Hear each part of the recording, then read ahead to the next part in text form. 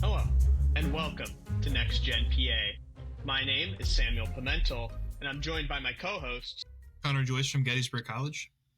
And Mia Caldanetti from Hershey High School. And today we have a very special guest, Mike O'Brien, who was a former candidate in the Democratic primary for the Pennsylvania 10th Congressional District, which covers Harrisburg, York, Carlisle, as well as a former service member. And I just feel we are so lucky to have him here today. And I really want to start off by having him talk. I want to ask kind of about your background and what got you into this life of public service as you were a former military member and then running for Congress. So what really got you into this? Yeah, well, first, thanks for having me, Sam. I appreciate it, and very excited to talk to you guys a little bit and pass along a lot of my experiences, and hopefully you'll find it somewhat useful. But so I'll start with the fact that when I was kind of in Mia's shoes back in high school, I was looking around for colleges just like everybody does, and had no idea what I wanted to do with my life. But obviously, I visited the Naval Academy in Annapolis and really didn't know what it was all about. But for me, obviously at that point, it's like I'm looking at academic opportunities and you combine that with an opportunity to serve your country. And it's like, wow, this sounds great. My parents were super supportive. So honestly, that's where the quote unquote life of service all got its start. However, that's not a very sexy story. But the reason why you stay there and why you stay and continue to serve your country is very different than the reason you originally joined the service. And so I'll say that obviously you guys know your life choices, the college you go to, the experience you have really shapes you. And so as soon as I started going to the Naval Academy, we did a lot of activities during the summer with the enlisted Marines. And those are the type of people that they don't sign up to join the Marine Corps because they're going to get money towards college or anything like that. They do it to challenge themselves ultimately. And so that's what drew me specifically into the Marine Corps upon graduation. So I joined the Marine Corps. I graduated in 2003 from college. I know a long time ago, but after that, I had already chosen the fact that I was going to be a pilot, and really that was a personality fit thing. It's like ultimately you'll discover that a lot of your jobs and your future employment opportunities and your path kind of chooses itself based upon your personality fit. And so that's what happened for me. So I spent about flying specifically probably about 15 years or so. So flew F-18 Hornets, which if you've seen Top Gun Maverick, that was in that movie. And then flew F-35s for about 9 years from the beginning of that program. Those are stealth fighters. Was a commanding officer of a unit, which is kind of like being a CEO. And then I retired and immediately got into politics. And so honestly, what drove me into the political world and continuing that life of service is there was something that happened back at the height of my career in 2015. Actually, I was a Marine fighter pilot, F-35 pilot.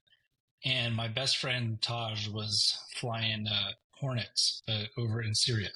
And this was right in the middle of they were trying to fight against ISIS, essentially, in both Iraq and Syria. On his way back home from the deployment, he flew into the clouds. His navigation system flipped on him and unfortunately didn't recognize it, and he flew into the ground and lost his life. And Taj, to me, he was the type of person, like obviously I lost a best friend, but I felt like the world lost something because he was the type that would just bring people together from all walks of life, no matter what race, religion, political persuasion, where you're from. It didn't matter. It was all about bringing people together. And I remember standing there a couple months later, just rereading the last line on his gravestone. It says, "In service for mankind." And so when I saw that, I said to myself that I want to live that same legacy of service and togetherness and put myself where it's needed most. And then 2016 happened, and no matter which side you're on, the country started kind of coming apart at the seams into two different sides. And where it was needed most, that fight for togetherness really was in political leadership. So I kind of made a pledge to myself to go through an educational process. And I know some of you are poli-sci majors. I was not. I was an engineer, so I couldn't think like that. So I actually read some books and caught up a little bit on that, took a few classes, went to a few seminars, and then ultimately the sense of urgency increased in the aftermath of the 2020 election. I was in the Pentagon. I was serving in the Pentagon. So was my wife during the 2020 election and obviously the aftermath. And then January 6th was a day that, again, we saw 5 police officers killed, 150 injured. And after that day, I just couldn't stand on the sidelines anymore. And I made a pledge that as soon as I could retire from the Marine Corps at 20 years and get out and try and make a difference, that I would. And so last summer, I got to retire and, like I said, launched my campaign 5 days later and ultimately put quite a bit into that over the span of 8 to 9 months. Learned a lot. There were six candidates in the primary, finished second, and for a first-time candidate, and just really moving back to Pennsylvania for the first time in 24 years, I'm pretty happy with that, and felt like although we didn't come out on top, that we really kind of accomplished what I wanted to, which was bring people together and ultimately build a coalition that I think still exists and is going to exist in the future to kind of help fight against what I saw way back in 2016. So that's where I'm at right now, and hopefully that gives you a little bit of insight in terms of why I serve and kind of my outlook on service itself. I am curious. I mean, there's a lot of different districts in Pennsylvania, a lot more friendly ones for a Democrat. So I'm curious what brought you to central Pennsylvania specifically. Yeah, well, I'll start by saying that I grew up right outside of Philadelphia in Montgomery County, and my wife grew up right around here in Adams County. And so I live currently in Cumberland, so right up the street from Adams. So it's really perfectly situated in the middle of the our two sets of parents. So we have 2 young kids, and we finally have a built-in babysitter for them. Obviously, this area has great schools, beautiful area, and so we were always going to come back to Pennsylvania. It was just a matter of where. And then when I was looking at the political landscape of where it makes sense to go and where we could actually make a difference, like the Philadelphia area obviously is great and all. That's where I was born, but like that's headed in the right direction already. There's a fight to be had here. And that really interests me in terms of not only being a challenge, but I'll tell you one of the things I discovered on the campaign is like the greater Harrisburg area. Like this is where, one person can really make a difference because this is not your major U.S. city. This is, the middle South Central PA ultimately, where there's smaller towns, but what that means is it's more intimate and you build tighter relationships, I think. And one person and one group of people can make more of a difference here. So again, this is one of those cases where you make a decision for one reason, and then while you are kind of immersed in that, you kind of your mindset changes and develops as you learn more and you move along. If okay, I would like to ask a question here, Sam. First off, thank you for your service. But I would also like, my grandfather served in the Navy. He loaded the bombers in Vietnam. So I'm really curious to hear all about the stories. But tell us about your call sign, about how that story came about, and before we really get into the weeds of all this policy, which is really important. But I'd love to hear more about it. No, good question. I can only go so far in telling you the details, but my call sign is Snooky. And if you've seen Jersey Shore, that's exactly where it's from. So during the time when you get your call sign assigned, which for me, that was like right around 2009. That's when Jersey Shore just started to come up on the air. So I was, of course, super excited about it because if you've been to the Jersey Shore, which I'm assuming most, if not all of you have, you know that like that's actually how people act. It was like, this is pretty damn accurate. So I used to have quote unquote GTL parties. Gym Tanning Laundry is what that stands for. That's a big theme of the show. So would go out with my friends and like do all of the above. But ultimately, what happened in one of the recent episodes before I got named, Snooky, who's the little Italian girl, she went to a bar and got in a bar fight and got punched in the face. So of course, like I'm a new guy and they can't give me a new a cool call sign like the Situation or anything who like had amazing abs or whatever. But so instead it was the girl who got punched in the face in the bar. They wanted to give me that. So again, it's personality based is what I'll say, and I'll kind of leave it at that.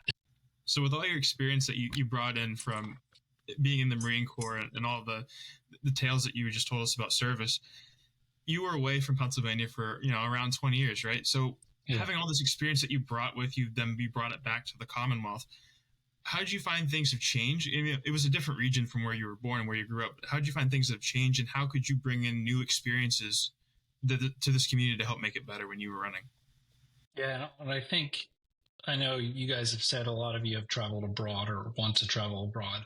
I think one of the really valuable things for myself and my wife, again, also Pennsylvanian, was to get brought up here with some certain specific Pennsylvania values, which again, I talked about this on the campaign trail, and I'll boil it down to kind of saying what you mean and doing what you say. Those are the kind of two biggest things that I learned that I took with me to the Marine Corps, and so did she. And turns out if you do those things, you can generate a lot of trust and have a lot of success in the world elsewhere. So it was cool to go to apply that across the U.S. and ultimately across the globe, and also give you a kind of a fresh perspective on America itself and specifically Pennsylvania. And you learn that there are some things that, if I stayed in Pennsylvania, I probably would have taken for granted. But because I, saw third world countries, I fought in wars, it made me more appreciative of what we have here and the close-knit community, the families that we have, the togetherness that we already have here. And that's something that I don't think we celebrate enough here as Pennsylvanians. And we need to realize what we have, and it does help to get out and go see somewhere else. Go live in California. Go live, not taking anything away from California or Texas, where I also lived, but we have a unique level of diversity as well. That when you put this all together, the experience that Pennsylvanians have can really put us on the right path to success in the larger America and in the world at large as well, if we apply that. I have two questions. The first one's more about domestic policy. The second is about international. But for the first one, are there any specific veterans issues that you would want to bring up or bring to the table? For example, like the high levels of homelessness, mental health, financial stability, etc. Yeah, I'll say mental health is a big one. And I mentioned earlier that I was a commanding officer of a unit where you're basically like a CEO. But my unit had 200 Marines. My wife's unit, she was also a commanding officer. She had 400 Marines. But what kept us up at night wasn't war fighting necessarily, or we needed to get our squadrons ready to fight, to deploy, etc. But it was honestly the mental health of our Marines, because that was the difference between really having a successful unit, whether it was a small unit or the unit at large, the full squadron. It was things like morale. It was mental readiness. It was family readiness. And that all comes back to kind of mental health and how you handle some of the challenges, especially in an environment where you're not home all the time, and there are domestic issues that occur in the background that you have to deal with. And I'll tell you, I had a number of incidents and some, I won't go into the details, but near suicides, and my wife, unfortunately, and I've had squadrons where there have been suicides as well. And that just tears the unit apart, let alone obviously what it does to the friends and family of the individual that has committed suicide. And that's something that, if we talk about it more openly and reduce the stigma associated with it, I think we can make a real dent. And we have seen improvement, as what I'll say, within the military related to veterans suicide, especially because we are doing exactly that. We're talking about it a lot more, and that's having a positive effect on ultimately readiness and success. That's great to hear that it's getting better, but I understand that's incredibly hard. That's a constant trend. But my second question, and this is more about your experience in Japan, with the yen being at a historic low, and your military experience that you mentioned, do you have any specific opinions or how the U.S. should help or address the struggling ally, if at all? The economic aspect of this is that question is there are a lot of, I'd say, inputs and variables that go into that, of course. But I'll say big picture, after living in Japan for 2.5 years, I do see them as one of the staunchest allies. We are extremely different from a cultural perspective, but we have very similar goals and values. And one of those values is honestly hard work and honesty. And like that is something that's important to me personally, but in terms of where the cultural alignment actually is between us. Now, geopolitically, we of course have alignment when it comes to the Indo-Pacific and who our allies and adversaries are over there. When you look at China and North Korea, I'll tell you, when I was stationed in Japan, that was 2017 to 2019. So that was right when Kim Jong-un was launching missiles over Japan itself. And there was quite a bit of concern about that. And obviously, China itself tries to economically influence countries, Japan just being one of the many. I would also say we do as well. so I'll admit that. But I think I think in terms of keeping our friends close, we need to continue to do that. And we saw kind of what happened during the 2017 to 2020, those years where our friends, we weren't continuing to build those relationships. And I think the Biden administration has done a great job of trying to rebuild them. And the difference between winning and losing or preventing a war due to deterrence and not preventing a war is really our network of relationships and allies and partners. That's one of the things that I've learned over the course of my career. Again, Japan being one of them, Australia being another. But when I took over my squadron, I put up a big chart in front of my Marines, and on one of them, on one side, it showed China and their allies and partners.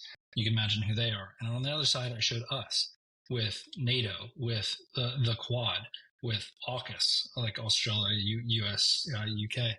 And you can see like that is where our strength really comes from. It's the strength of our relationships. So if that means we help out a friend in need, we do need to do that when it comes to Japan.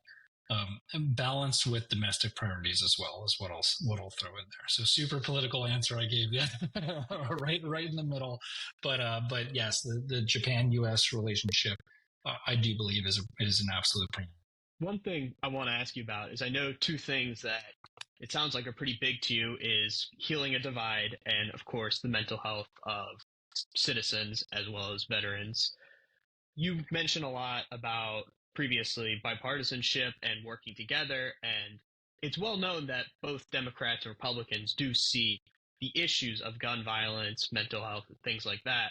However, not a lot, unfortunately, has been done. So what would you see in sort of a bipartisan way, types of solutions that both parties could come to agree to try and get more care out there? Yeah, and are you specifically referring to gun violence itself or crime? So, I mean, they're related, but they're kind of looked at differently by both parties. I was thinking more, I guess, of the psychological aspects that would lead someone to a crime like that.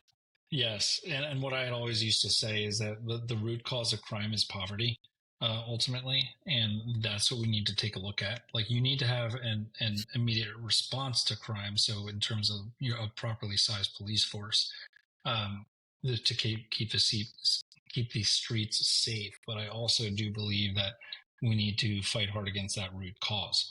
So you have to look at what those root causes of poverty are. So it's this kind of like vicious cycles, like what actually how can we actually make a difference? My personal take on this, it's kind of the intergenerational transfer of wealth, the disparities along those lines that have really gotten, and disparities in education, which have kind of gotten us to this point where we stand from a poverty perspective and thus crime perspective. So I would say the bipartisanship involved there. I think, everybody wants Americans to succeed. We want to have strong families. We want to have strong communities. And you look for those areas of overlap. And so what does that mean? That means putting some funding into community-based organizations and pushing that down so that you can build community and you can lift each other up. Nobody wants to see somebody else struggle. So it's about, I think, taking those issues from the national level and kind of pushing the down to the local, because you'll find that politics are a lot less divided at the kind of local level, or you at least have better opinions, higher levels of trust in your local politicians, regardless of party. So that the partisanship issue, like I said, that's seen kind of more on the national stage, but that's how one way to combat that is push things down further where there's less polarization and let them make the call on what's best for their own community to build that up, if that makes sense. Yeah, that makes sense. And you actually brought up something which, considering this is a youth podcast, is pretty important to all of us, and that's education. And I'm curious, as now being a father, what steps you would want to see in a better public education system for your kids, as well as easier access to college. Yeah. And I think here in Pennsylvania, there's been quite a bit of discussion related to educations, like things like public school versus private versus school vouchers, et cetera. I think what is important is fairness across the board. The fair funding formulas, making sure that no one school gets an advantage because of who lives within that district, and making sure that money is spread.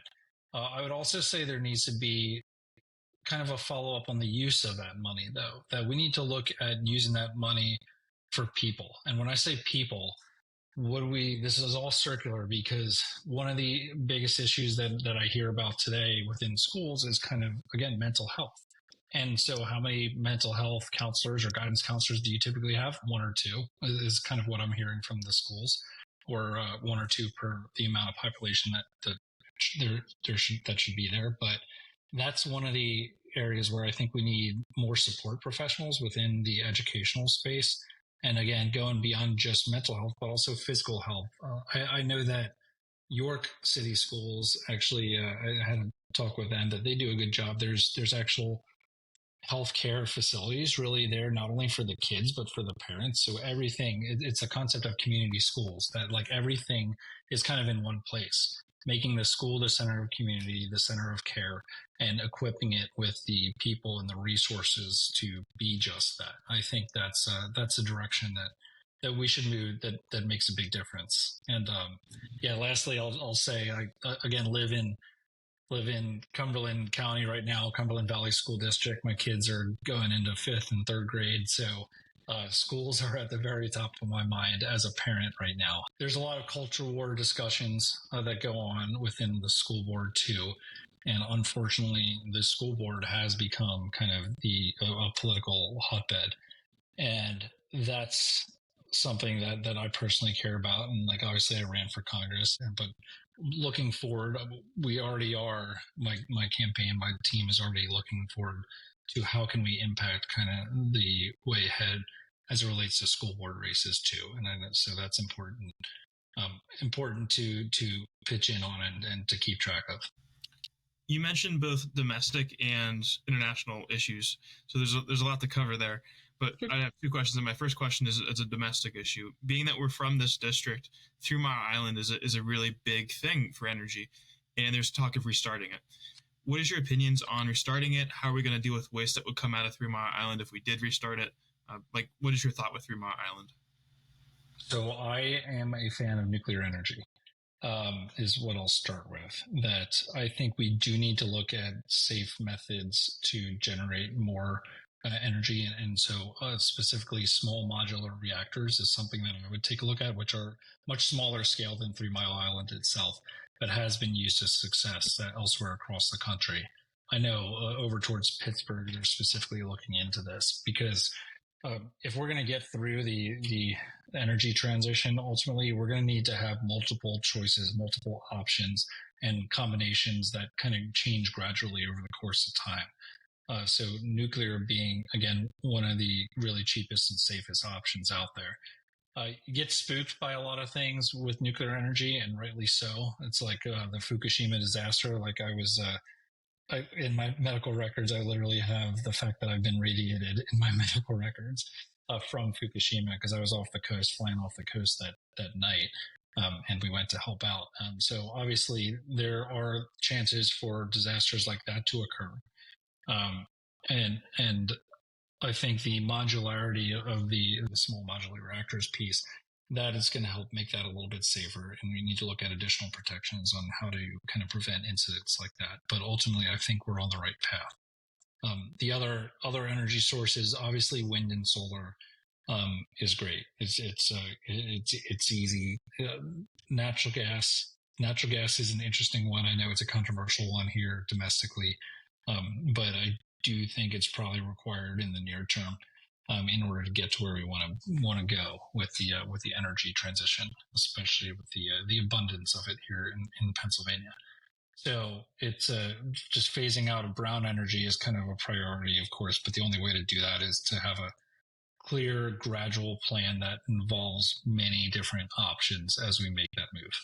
I like the way you phrased that answer, the near term, gradually. My question is about the upcoming election, and how are you planning to help get young voters out? Because I hate to say it, but a lot of at least my classmates, are kind of disconnected from it. We have a large youth in government program, but generally in our district, it's kind of, I want to say stagnant. I think people are still stuck on the Trump-Biden race, and they haven't really had their mindset converted that there's a new candidate for the Democratic Party. Yeah, good question. And you should help answer that too. But what I always said is that we in all the like Democratic group meetings that I would go to, like your age and your demographics were always very similar. Like there were very few young people involved in that.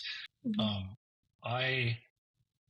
When I was a commanding officer, like most of my Marines were like 18 to 22 ultimately. And like there's a lot of talk about what generation does what and how they respond to things. Is what I'll say is like younger generations, I'm going to include myself as a millennial, barely in 1981, but we kind of like to be involved in kind of decision-making processes and like to have ourselves heard. And I don't think that was necessarily the case previous to that. And so what I would love to see is kind of leadership roles in some of these local organizations that are typically filled with the, certain generally older demographic, be filled kind of by younger people, even if it's just the three of you who are on here who actually can but you guys should have the leadership positions in some of these organizations, and because you know best how to appeal to your peers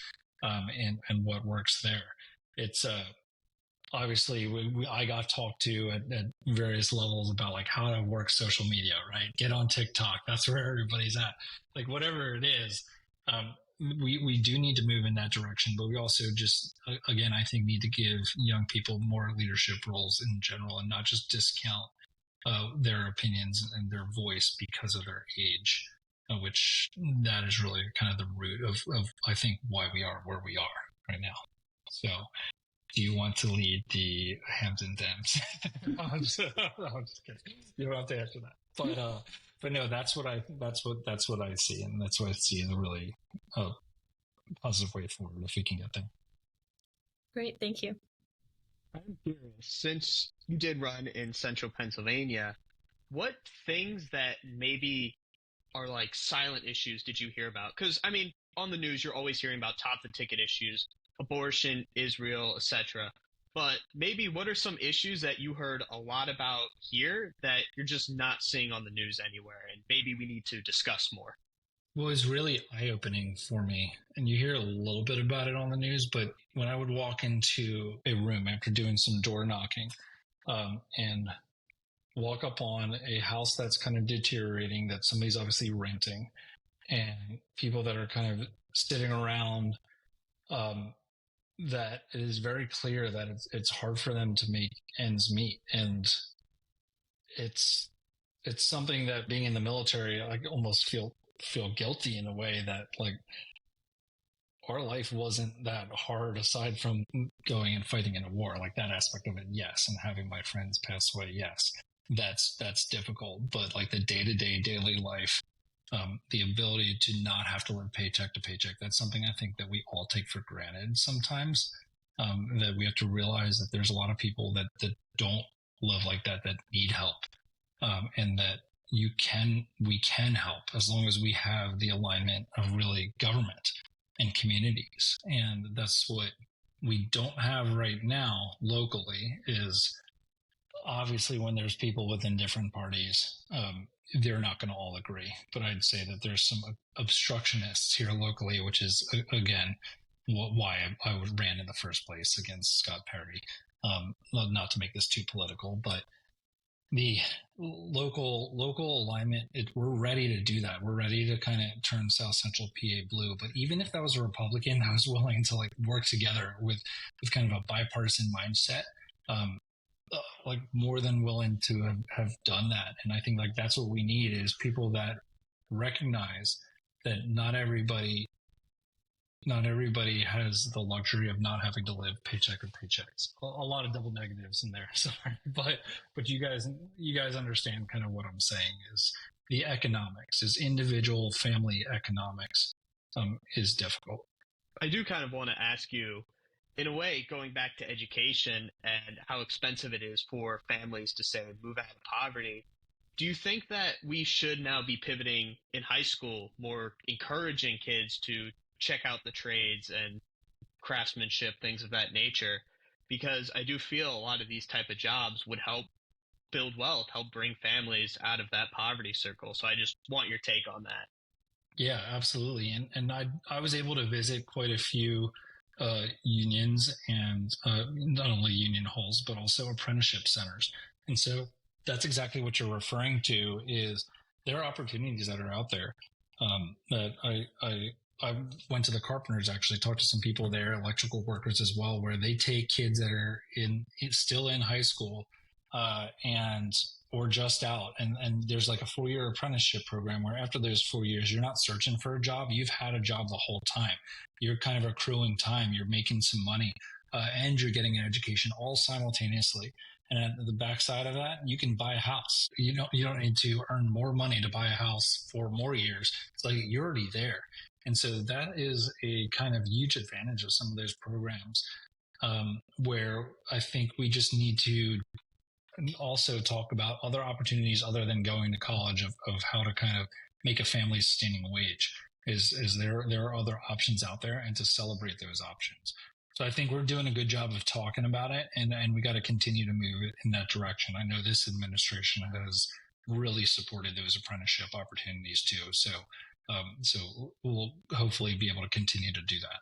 But that's a really good point, Sam.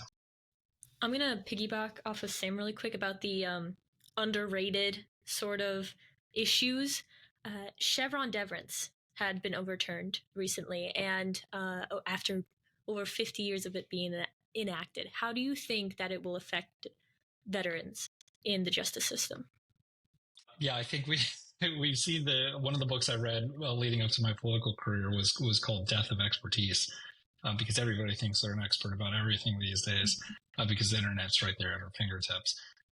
But I think that there's an incredible value in still acknowledging what expertise based upon experience-based expertise especially exists. Like anybody can read anything, AI can generate whatever AI can generate, but it's those people with the experience that should be in the room whenever tough decisions are made. So I need to look at the case in a little bit more detail to give a more educated answer, but that's kind of where big picture wise. Where I stand on that topic in terms of where we are as a society, and kind of like where we need to give deference. Great, thank you. So I'd like to take us internationally again. One of the things, I'm a historian. I study history as a minor, right? Like it's very interesting to me. But this day in history, Fat Man was dropped on Nagasaki for our atomic bombs in World War II. The world is coming together as we talk about local issues, but global issues. The world's coming together in different ways that are sometimes even frightening. You think about new axes forming together, North Korea and Russia, defensive pacts in the Pacific, things of that nature. What do you think more of our allies should be doing? Do you think like the Quad should be doing in the Pacific to prevent an outbreak of potentially a war between, different alliances within the region. I know that Germany and the Philippines are helping each other out now. It's just more alliances with more tension. And what do you see in the Pacific primarily happening with all of this? Yeah, so I'll first start by saying thanks for bringing up Nagasaki. The base that I lived at, it was called Iwakuni, is close to Hiroshima. So I've actually visited the atomic bomb museum up there in Hiroshima, and actually on the other side of it, where both bombs were launched from originally, Tinian, the island of Tinian, I've actually visited those sites as well. So got a good feel for kind of the tensions over the course of many, many decades in the Indo-Pacific. And I'll say that what we see right now, there's a lot of tension that's building right in that area where Tinian's second island chain, but first island chain, the South China Sea, a lot of tension building based on the reclaiming of land that China has done over the years. I'll say the way to fight against that or to prevent a war is a network of, again, alliances and interdependencies. Alliances on the friendly side, but I think interdependencies between adversaries is what I'll say. So have things that depend on the relationship between us and China to get to success and have that be a priority on the world stage. And one of those things that we talked about offline was kind of climate, right? So if we're ever going to get to a point of success in the climate world, in terms of with climate change, whether it's reducing coal plants or what have you, we need to be on the same page with China on that issue. Now, I think the downfall of that is the world is driven by economics. But economics itself is downstream of geopolitical competition. So this all comes back to kind of what drives nation states, right? What drives them to make decisions? What drives them to go to wars? And I'm sorry if I'm getting a little too academic for you now, but again, that is kind of my recent background. And I think it is about power. So as for many years, like America was at the top, and now we have competition there. And at some point, we need to invite them into the fold and make joint decisions. Again, get to the point where there are interdependencies. When you look at like Ukraine and Europe, the more allies and kind of interdependencies we can build up, the more of an effect it's going to have in terms of as a unifying force. So we need to kind of continue to get there. I'll hit on that again, just with Russia, like in the 90s when the Berlin Wall came down. I don't think we tried to a certain extent to incorporate Russia into the international system, and it just never got there. And I think that's one of the reasons why we are where we are today. So we can't let that happen in the Pacific. Ultimately, I think we're on the path to letting that happen to an extent, but we need to kind of reinvigorate some of these conversations. And going back to where we started with this conversation, the nuclear arms treaties, right now it's Russia and the U.S. that are even involved in those conversations, but it's, of course, increasingly important to involve China there as well. So a lot of places where I could go with this answer, but that's kind of like my biggest picture overview is alliances and interdependencies. You talked about economics and climate and all these interdependencies. Yes. When we talk about climate, one of the things that popped into my mind was the polar ice caps melting.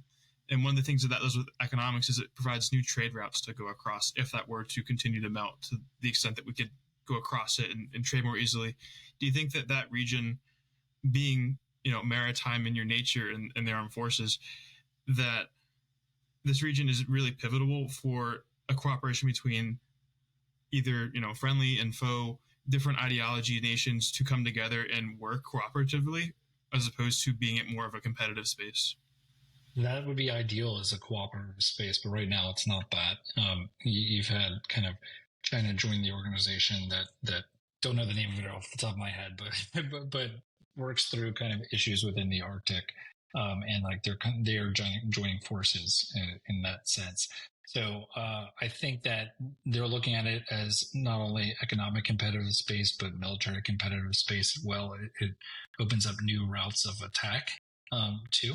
So it's something that we have to keep an eye on and kind of work to make it that way, to make it more competitive than conflict based, competition and conflict based. And like, how do we do that? So that's where we're at, because we're going to continue to see the melting of the ice cap. So it's not going to stop anytime soon. It's about, what do we do with this? Where do we go with it? So yeah, it's unfortunately heading in a direction that I don't see as productive. I am curious, in kind of relation to climate change and international relations, is you're seeing now a lot of climate refugees coming from hotter areas, which are just getting impossible to live in. And I'm wondering, specifically related to that Asian Pacific area, what do you think the dynamics could be if you keep seeing larger amounts of people from this area migrating over towards America? How do you think that could change our relationship, for better or for worse?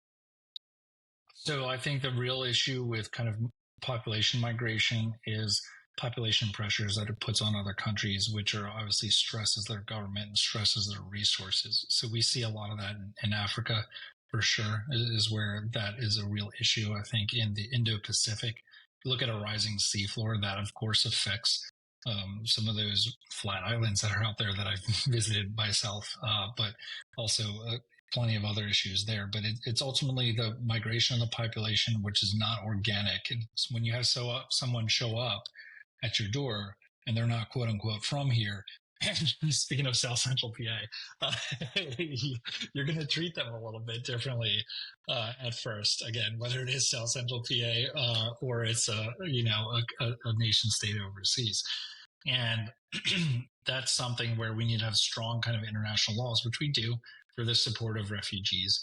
But that's where you'll see these stresses come into play, and people being used as kind of pawns in some of these games. And I think specifically we saw this, in the Middle East, in Eastern Europe, and that doesn't, in my opinion, value human life itself. And that's what should be our focus, is protecting that as Americans, and with our kind of strong ideology and strong value structure. So something to look out to and to support is the support of these climate refugees, as you call them.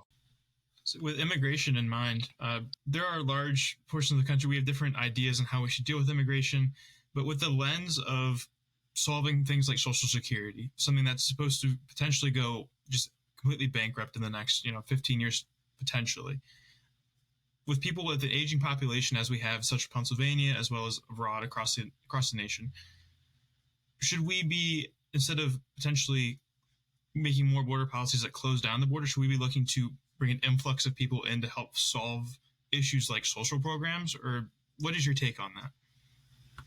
My take is we need to have a functioning immigration system in the first place, which we don't. So there are a lot of great ideas that are out there for I would say, like, I don't want to use the term incorporating immigrants into our economy. Whether it's like, we do need some help from an employment standpoint within unions, within certain specific trades.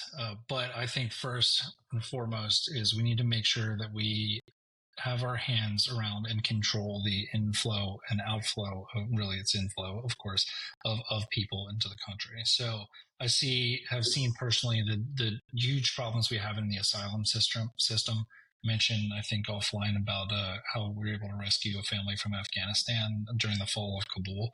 And the only reason why that was even necessary was because of the buildup in our asylum system. And we've seen that cost lives in terms of other immigrants from Afghanistan that we were not able to save, is because kind of time ran out, and that's something that you put proper staffing and proper funding to, and proper prioritization to. And so once we get that under control, then we can have kind of a further discussion about how to kind of, again, incorporate immigrants into our economy more effectively. And there are definitely ways to do that. Yeah, I'd like to dig a little deeper into that a little bit. So one of the common things is people think, oh, the executive branch, the executive orders failed. But the reason that we have executive orders is because Congress has not passed effective border legislation for decades. Right. So it's really a congressional issue. And being a candidate for Congress at one point and potentially participating further in government, what specifically would you have in mind for a policy standpoint to help fix this? That's the border deal that was on the table before Trump took it off the table. That's really what I mean. The Senate really sat down to dig into this and to create the first border policy in decades, and in a bipartisan fashion. And they got there, and there were some trade-offs made between parties.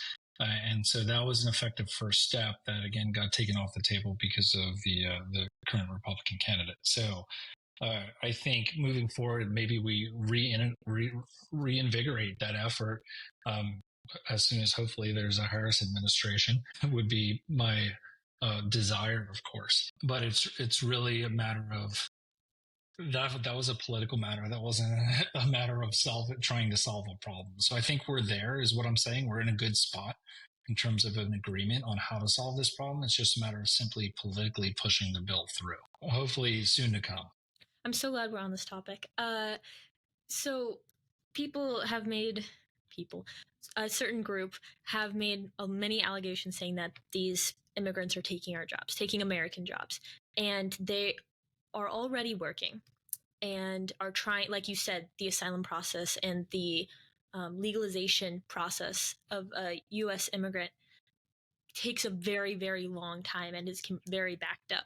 So what would you say can be done to sort of protect these people who aren't yet legal or have legal citizenship, or not even citizenship, but just a legal visa maybe, or working visa, until they get that while they're in the process? There needs to be, first of all, but kind of better accountability and support on an individual basis for those that are in that scenario. So we see where they are, what they're doing, meaning making sure that they get the support that they need ultimately, or that they are paying into whatever kind of tax system that we kind of make up as appropriate for this. I'll say they are paying taxes now. It's like when you go to the store and you buy clothes or buy some food, depending on what state you're in, you are paying taxes, if they're legally working, then there are taxes that are paid to the government there as well. Employer-wise, as in addition to individually. So there are some level of taxes. It depends, again, state to state in terms of how that goes down. So their unemployment, as we've seen, like historically speaking, is near an all-time low. Right. So we're doing pretty well. Like if people are looking for jobs, they're finding jobs. What is an issue though is when you have a job, are you making a family sustaining wage? And that is one of those issues I talked about earlier. But how immigration plays into that is when immigrants are paid under the table and not brought into the economy and not officially above the board, that then lowers the price because it lowers the cost of labor for those employers that are paying the cheap labor. And so we need to bring them into the economy, have them pay taxes, bring them into unions. And that's how you're going to raise everybody's wages as well. So I think that's what we need to do, and make sure that there's not a lot of kind of under the table payment is what I'll say when it comes to immigrants. Thank you. So you talked about just payments and economics when it comes to that. Well, looking at the national debt, the U.S. government has itself estimated, the Treasury Department, that by the year 2034, that our national debt would be equivalent to 122% of our gross domestic income, which is just insane because it's the other way around that it's supposed to be, which would be around $50.7 trillion, just ballparking it. Yeah. There are different things we can do to solve this. You can do different taxes and whatnot, but what would your solution be if you had to kind of make, a ballpark solution? There's a whole lot of intricacies that go into this, so there's no way we could solve it in this podcast session, but what would your ballpark idea be to solve the national debt that's ballooning right now? Big picture, making people pay taxes, people and corporations specifically, because that's how we got that's how we got here. Is the giant Trump tax cuts from 2017 that gave corporations, I forget the numbers off the top of my head. The top of my head is telling me it took it from 35% to 21%, but I'll have to check that later. But that's a giant drop off in terms of corporate tax rate. And then in terms of the tax loopholes that exist for the wealthy, that then enables the chunk of the population that could contribute most to fighting against the deficit to they don't have to, because there are so many loopholes, and doing things like defunding the IRS, that doesn't help. That doesn't help the matter in terms of when there are audits that need to be conducted on some of these wealthy individuals on paying the full rate of taxes. Like it doesn't happen. So that's my starting point. It's like, yeah, you can reduce programs all day long, but if you never kind of pay into these programs, it's like you're of course going to build up debt. So I would look at corporate tax rate and obviously making the wealthy pay their fair share. So slashing programs reminds me of the Project 2025, which is something that's being touted, ad nauseum in places, especially in Pennsylvania, where we get the ad dumps like crazy. So yes. With that being said, tell us about your perspectives on Project 2025, your particular dislikes or potential likes, but I'm assuming it's mostly dislikes. Just tell us what you think about it. Yeah, I think I'll sum up Project 2025 is looking for ways to take America backwards in time. Whether it's things like women's reproductive rights or healthcare or the electoral system itself. It's like we've already heard Trump come out and say that if he wins the presidency, there's not going to be need for elections in the future. That he's going to rig them appropriately. So it's all designed to enable him to do that, to do all the little things to align the stars such that we turn further and further away from an American democracy and, more towards illiberalism that I think the far right is what I'll say, tries to hold up. When you look at, Viktor Orban, that's their idol, right? An illiberal near dictator over there. Vladimir Putin, Trump just praised him the other day. So that's what Project 2025 is designed to do, is to get towards an America that I don't think we'll recognize. So it'd be a sad day if that came to fruition. You had kind of a little bit before talked about corporate tax cuts and hopefully taxing the rich more. However, I do want to get your opinion on the fact of the matter is many rich people, such as Elon Musk, make probably about $120,000 actual salary, but they have a bunch of money in bonds and stocks. Yeah. So what would be your opinion on trying to make sure that somebody with a multi-$100 million net worth can get taxed on their investments? How would a government go about doing that? Yeah, and you probably heard me say this on the campaign trail a few times, but it's taxing wealth, not work. Like, what do we value as Americans most is we value work and work ethic, but that's what we tax the most, as opposed to things like I mentioned earlier, the intergenerational transfer of wealth, which is the estate tax, things that you're alluding to right now, which is taxing capital gains. There are different ways to do this. There's value-added taxes that we can incorporate on specific luxury goods that only Elon Musk can buy. So there are lots of ways to look into taxing wealth a little bit more as opposed to income. And I think that's where we need to go.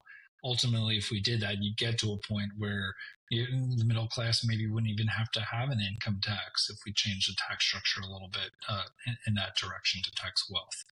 So I'm assuming you heard me say that on the campaign trail, Sam. This is starting to sound familiar. To sound familiar. And you bring up Elon Musk, so I'm going to use this as an opportunity to talk about electric cars.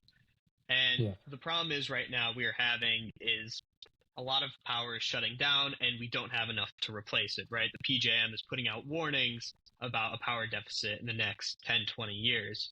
And I'm curious, how do you think we're going to solve this power deficit, especially if now we're moving towards electric cars in 10 years? I mean, how are we going to have a healthy balance of energy for people? Yes. So, like what I said before, in terms of a gradual energy transition, is what we're going to need. And so, when you look at electric cars and the makeup of the various different vehicles, drive types is what I'll say. I don't know what the proper term for that is. It's obviously we need to subsidize what we can in order to get there from a green energy transition. And with electric cars themselves, we're kind of running into a chicken and egg conversation to where you need to have the infrastructure in order to handle that from a charging station perspective, et cetera. So we need to look at that and balance that with obviously the gas motor cars ultimately, and do both. And there needs to be kind of a meter where you kind of turn that meter a little bit more when infrastructure exists there. And and that's how we need to move forward over the course of the next decade. And the same with the energy transition overall.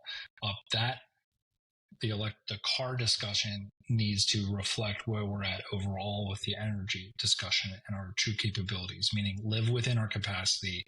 Don't force people to pay extra money for us moving forward. If you're gonna do that, you need to subsidize that in a way. So yeah, and that's a big problem that honestly in the early 2000s with the transition in the economy from manufacturing to more service-based economy, that's where we missed the boat a little bit, where we didn't do the retraining we said we were going to do. And we didn't make those, and too much burden was placed on the middle class to make that transition on their own. And that's what we got to stray away from here within the energy transition as we move forward. So you mentioned Elon Musk and infrastructure in the same sentence area. So my brain went towards quite literally out of this world to space. One of the bigger space infrastructure issues that I see us have is that we're very vulnerable. A lot of our satellites, our communication links, they're very essential to quite literally everything we do, from GPS to economics to everything, from military communication. But one of our weaknesses is that we have adversaries up there that are actively trying, like Russia, to put weapons in space, or China, who already has things like electronic arms that are in space to try and dismantle our satellites or knock them out of orbit. What measures should Congress or the executive be taking in this somewhat untalked about issue? Oh, I don't think it's untalked about. It's untalked about at this level. So, and I'll say that I mentioned it to you guys. I'll mention it now. Like who I work for now is a defense startup, essentially drone manufacturer that's highly dependent on satellite communications and the effective operations of GPS. So everything involving space, offensive, defensive, cyber warfare is all held at highly classified levels. So what is going to make a difference here is continual funding and progress made in terms of the Space Force. And I know we all laugh at that, myself included as a Marine, but I will tell you, as a former planner for a strategic planner, which basically means you build war plans or plans to deter war, and with a specific focus on China, is like what worries them is what's up in space and what's below the water, right? So submarines specifically, but it's really everything that's up in space. So that is it's a topic that does get quite a bit of attention in technical spaces and in defense spaces. So obviously I don't think that probably calms your nerves, but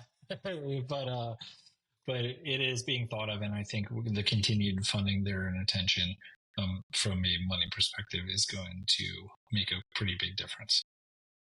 Sticking with space for just one more second here. One of the bigger issues in space is also space junk, space debris, just kind of floating up there. We've polluted it, much like climate change and all the wonderful things we talk about with how bad we've messed up the planet. We've done the same thing to space, really. Like we send stuff up there with no hope of it being recovered and everything, and there are things the size of a school bus or the size of a nail that could really just damage satellites, damage spacesuits, everything that we deem as vital and important.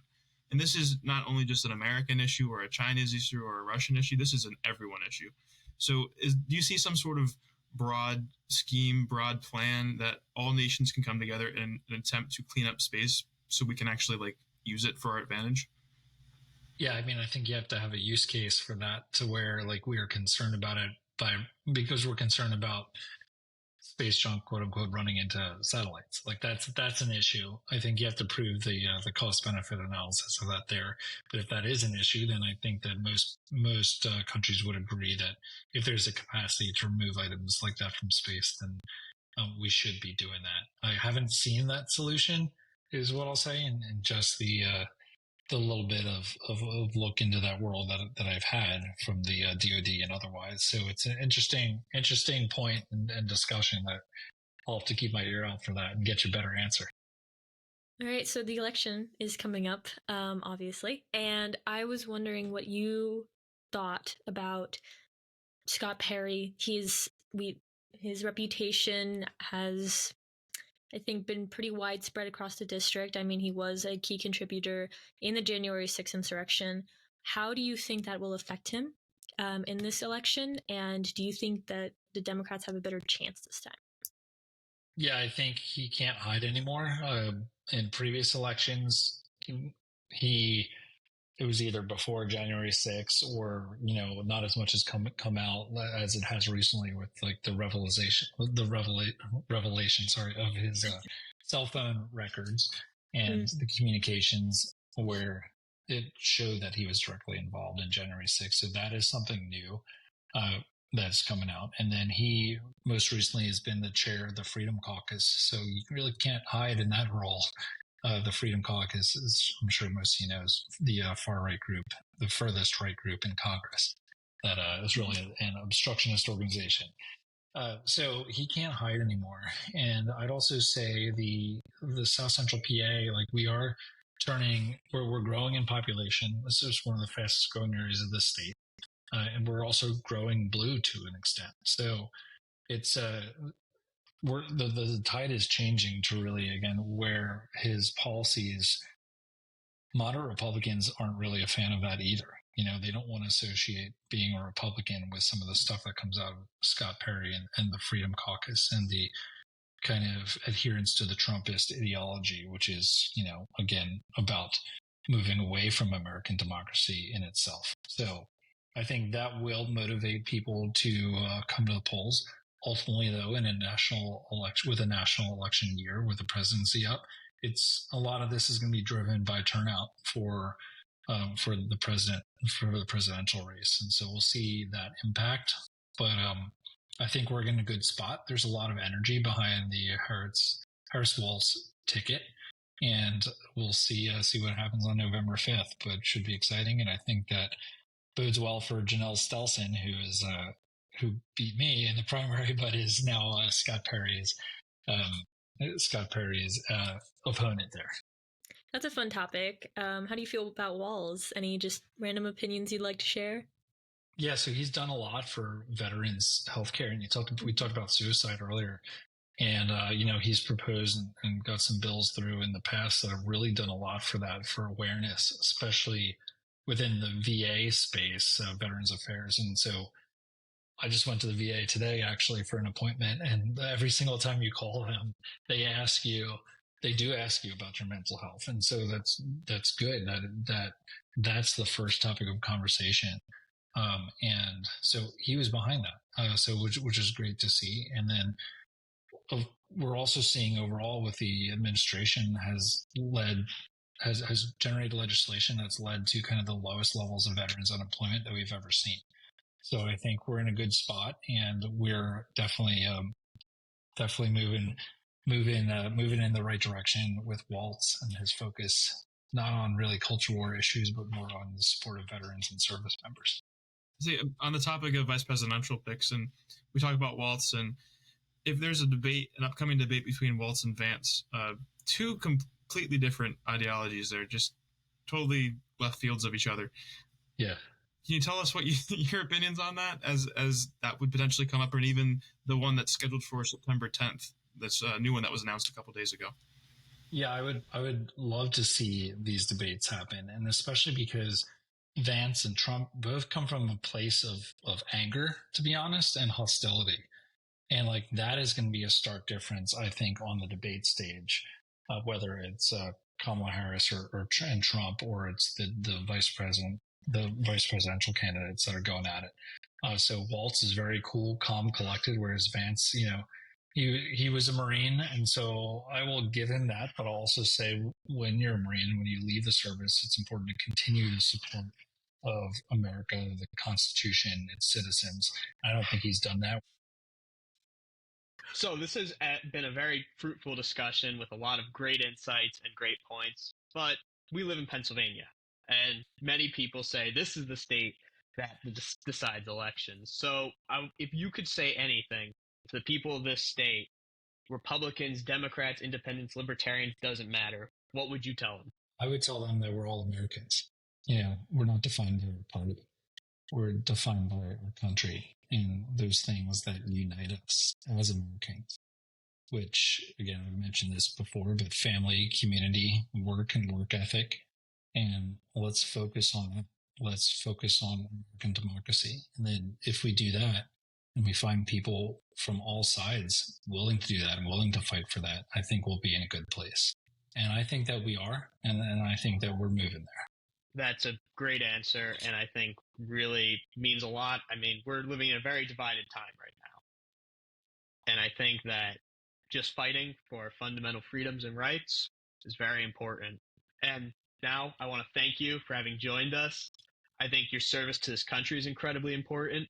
The fact that you took that leap to run for Congress is incredibly important, as we all have that duty. We all have the duty to do something for our country. And you, sir, you've done it a lot. And thank you for that. And thank you for joining us today. Thanks so much for having me, guys, and great, intelligent questions. Thank you for that. Next Gen PA is a podcast from the World Affairs Council of Harrisburg. For more information on the World Affairs Council of Harrisburg, visit our website at wacharrisburg.org.